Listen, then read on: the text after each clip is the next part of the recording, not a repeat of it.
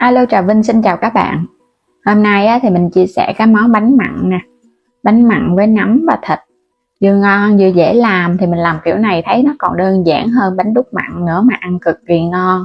Để sang ngày nó cũng mềm dai chứ nó không bị cứng.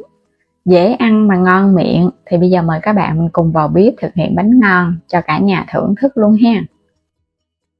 Trước hết là mình dùng ở đây 100g bột năng là gần một chén vậy nè. Còn bên đây một chén bột gạo 150g nè. 500ml nước cốt dừa, còn không thích ăn béo thì các bạn dùng nước lọc. Nấm mèo đen thì mình cũng ngâm nở sẵn á, dùng khoảng 2 cái tài ngâm nở chút nữa các bạn xắt ra nó sẽ dễ hơn. Một ít hành lá, hành tím và tỏi thì chút mình băm ra, và 200g thịt nạc xay.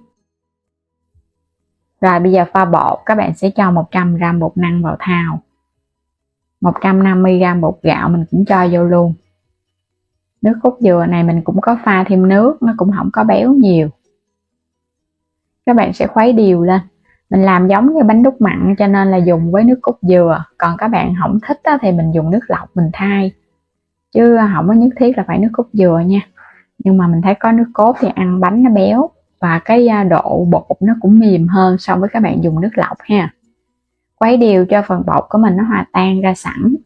Bột mà khuấy vậy nè, có thời gian các bạn cứ để yên nửa tiếng đi cho nó nghỉ, để nó nở ra đều. Quay qua bên đây mình đi xắt cái phần hành lá, có cái gốc luôn. Lá và gốc hành xắt nhuyễn nhuyễn ra sẵn. Hoặc là các bạn có thêm ngò rí á, mình cho vô, nó cũng thơm nhân. Nấm mèo đen mình cắt nhỏ nhỏ ra luôn ha, cắt nhuyễn nhuyễn. Các bạn sẽ trộn vào phần nhân á, nó giòn giòn ăn nó ngon. Mình làm cái phần nhân này giống như là nhân bánh cuốn, bánh ướt vậy đó, nhưng mà cứ hòa quyện vào trong phần bột luôn thì mình thấy bánh của mình nó không ngán, mà làm nó cũng đỡ mất công, đỡ tốn thời gian hơn. Băm ra nhuyễn nhuyễn để nó hòa quyện vào bột nó đều. Hành tím và tỏi mình cũng băm ra nhỏ nhỏ, hoặc là các bạn thay bằng hành tây á, mình xào cũng thơm lắm á. Băm nhuyễn phi thơm lên là phần hành của mình nó dậy mùi. Ở trong kênh mình có bán thêm các sản phẩm liên kết, thì mời các bạn bấm vào góc trái video lựa chọn và bấm mua ủng hộ mình ha. Mình bắt cái chảo lên cho dầu vô, rồi cái phi thơm cái tỏi hành này cho nó dậy lên. Nó hơi xém xém vàng đó, nó mới thơm. Để lửa lớn đi không sao hết, các bạn sấy vậy nó thơm. Khi mà hành tím nó vàng rồi thì mình cho thịt vô ha. Thịt nạc này mình dùng loại nạc vai heo nè, nó không có quá nhiều mỡ nhưng mà nó mềm. Xào cho phần nhân nó săn lên, nó thơm. Cho tiếp nấm mèo vô xào cùng luôn. Nhân này giống y hệt như nhân bánh cuốn vậy đó. Nêm vào 1 muỗng cà phê hạt nêm, 1 muỗng canh đường, chút xíu muối, cuối cùng là thêm chút xíu tiêu nữa. Rồi các bạn xóc đều lên ha, tiêu xay thì nó thơm. Xóc đều quá, gia vị nó thấm đều vào trong nhân là nó vừa ăn nè. Mình xào chút là nó khô lại là nó ngon. Cho tiếp hành lá vô luôn. Vậy là phần nhân đã được rồi đó. Các bạn tắt bếp luôn đi, nhắc nó xuống. Trong lúc mà nhân còn nóng thì các bạn cho hết vào trong cái thau bột ha, để cho cái phần nhân này nè, nó làm cho bột của mình nó đặc lại hơn á. Nó nóng thì bột nó đặc. Cũng khuấy thật là đều lên.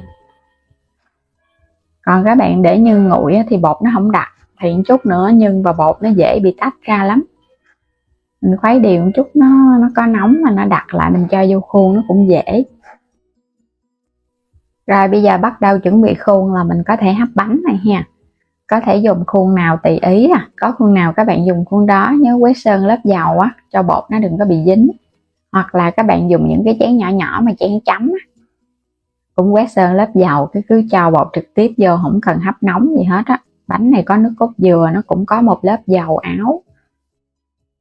Các bạn cứ chất hết vô nha. Mình dùng cái khuôn bánh lăng. Khuôn này thì mình thấy chịu được nhiệt nè. Rồi bây giờ sẽ bắt đầu bắt lên trên bếp hấp.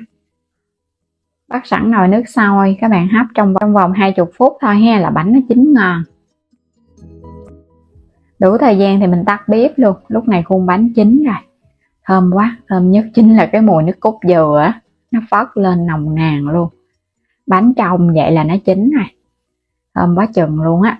Sẽ lấy bánh ra luôn ha. Bánh mặn thập cẩm với thịt và nấm, nhanh gọn lẹ đơn giản mà mình thấy ăn ngon. Bánh này ăn không hề ngán đâu, tại vì nó mặn mặn đó. Bột á thì nó mềm mềm dai dai, kết hợp thêm độ béo từ nước cốt dừa. Nấm á thì nó giòn sực sực, ăn vừa thơm mà vừa ngon nữa. Để nguội thì lấy ra khỏi khuôn nó sẽ dễ hơn, chứ không thôi nó dễ bị dính khuôn, khó lấy. Các bạn sẽ lấy ra dễ lắm, nó nguội rồi. Làm trong chén cũng vậy nữa, nó nguội là mình lấy nó dễ. Bánh bóng lưỡng luôn, mềm mại, không hề bị cứng. Làm bánh á, mà có kết hợp với nước cốt dừa thì nó cũng tạo thêm cái độ mềm cho bánh nha. Tại vì trong dừa nó cũng có cái chất dầu và cái chất bột kem á, nên là mình thấy làm vô cái món bột là nó ngon. Đây, bánh của mình hấp dẫn quá chừng nè. Thịt và nấm nó xen lẫn vào trong bột, nó không hề bị nổi lên trên mặt đâu. Bánh mặn là mình thấy ăn ngon, còn bánh ngọt thì nó ngon nhưng mà nó cũng dễ ngán. Làm bánh này á, các bạn mà không cần ăn cơm á, khỏi nấu cơm, mình làm thêm một ít rau sống, nước mắm chua ngọt nữa, chan lên, ăn còn ngon hơn các bạn ăn bánh mặn. Mà ngon hơn các bạn ăn cái loại bánh ít trần nữa. Tại bánh ít trần thì mình phải làm bằng bột nếp nhiều á, nó dẻo. Bánh này có bột gạo và bột năng thôi à, nó không ngán mà cử được nếp luôn. Mềm dai ngon thơm phức.